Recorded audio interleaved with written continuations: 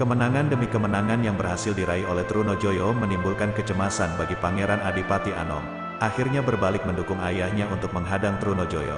Meskipun dia harus bekerja sama dengan VOC dan harus membayar mahal kepada VOC atas bantuan yang mereka berikan.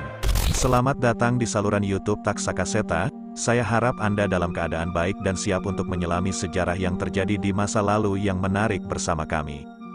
Di sini, kami akan menjelajahi berbagai topik sejarah dan berbagi kisah-kisah sejarah yang luar biasa.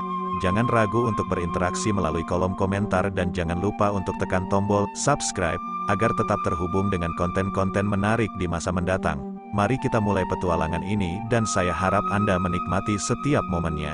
Tahun 1649 menjadi saksi kelahiran sosok yang kelak akan menjadi protagonis dalam kisah gelap sejarah Mataram. Dialah Trunajaya, seorang pria dengan nasib tak biasa. Kehidupan Trunajaya tak lepas dari bayang-bayang tragis yang membayangi keluarganya.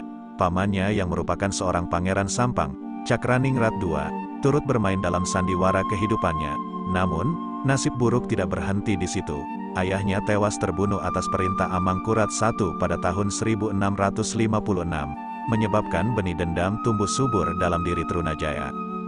Dalam gelapnya keraton, Trunajaya menemukan alasan untuk menjauh dari keraton Pleret dan mencari tempat tinggal baru. Ia pun mendapati Kajoran, sebuah daerah terpencil yang terletak sekitar 26 km utara laut dari keraton, yang juga dikenal sebagai kawasan suci Tembayat. Kehadiran Trunajaya di sana seakan membawa aura misteri dan ketegangan yang tak terduga. Sementara itu di lain wilayah, di dalam cerita sejarah Jawa yang kaya akan intrik dan penuh ketegangan, Sunan Amangkurat II, yang juga dikenal sebagai Sunan Amral, memainkan peran utama dalam tragedi cinta terlarang yang mengguncang kerajaan. Dilahirkan sebagai putra dari Amangkurat I dan Ratu Kulon, Sunan Amangkurat II memiliki nama asli Raden Mas Rahmat. Namun, takdirnya tidak berjalan mulus sebagaimana yang diharapkannya. Kehidupan awal Sunan Amangkurat II tidaklah mudah.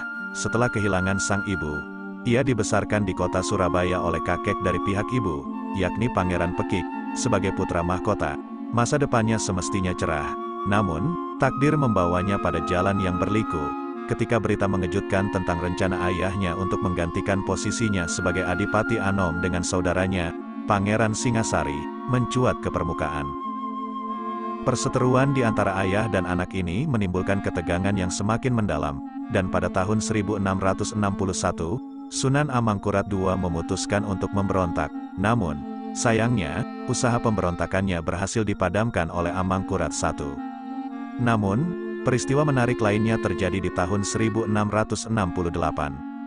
Saat itu, Sunan Amangkurat II jatuh cinta pada Rara Oi, seorang gadis cantik yang berasal dari Surabaya dan ternyata akan dijadikan selir oleh ayahnya.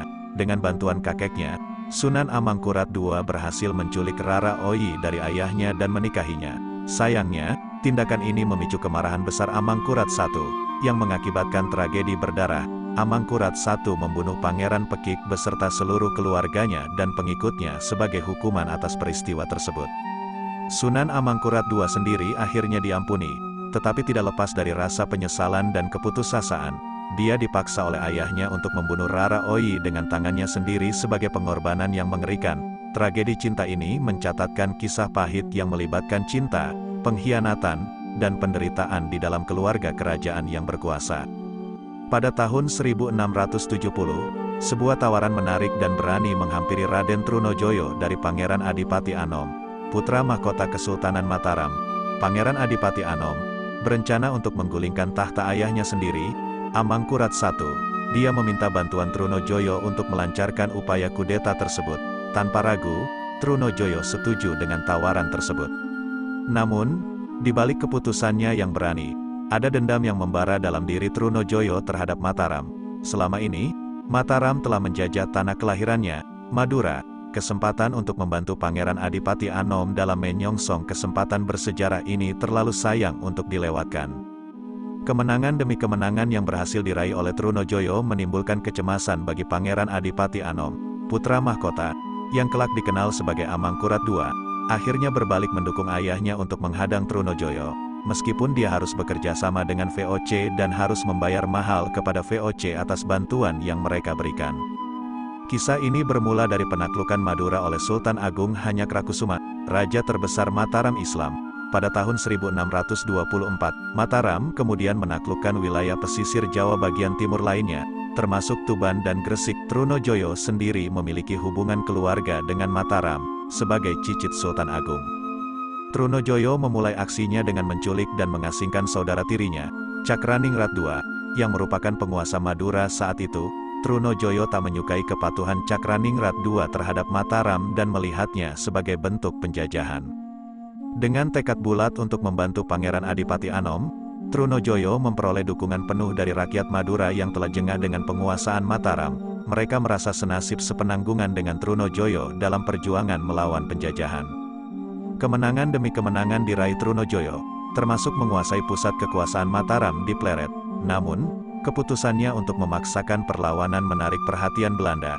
Pangeran Adipati Anom yang ketakutan dan gelisah meminta bantuan VOC untuk mengakhiri perlawanan Trunojoyo. Perang pun mencapai puncaknya saat Trunojoyo dan pasukannya akhirnya ditundukkan oleh kekuatan gabungan Belanda dan penguasa Mataram. Trunojoyo tertangkap dan dihadapkan kepada Amangkurat II. Pada tanggal 2 Januari tahun 1680, Trunojoyo menghadapi hukuman mati atas perlawanannya. Meskipun kalah dalam pertempuran, perjuangan Trunojoyo meninggalkan bekas sejarah yang tak terlupakan. Ia menjadi simbol pemberani dan pemberontak yang tak kenal takut. Meski kisahnya berakhir tragis, Trunojoyo meninggalkan warisan berharga bagi tanah kelahirannya, Madura. Kisah Raden Trunojoyo, pemberani dari Madura yang berjuang melawan penjajahan, akan selalu dikenang dalam sejarah Nusantara. Semangatnya dalam membela kebebasan tanah airnya menjadi contoh bagi generasi-generasi mendatang untuk selalu berani berjuang demi kemerdekaan dan martabat bangsa. Terima kasih telah menonton video kami di saluran YouTube Taksakaseta. Kami harap Anda menikmati cerita sejarah yang kami bagikan. Jangan lupa untuk selalu mendukung saluran kami dan aktifkan pemberitahuan agar tidak ketinggalan video menarik lainnya. Sampai jumpa di petualangan kisah-kisah sejarah selanjutnya. Salam pecinta sejarah dari Taksakaseta.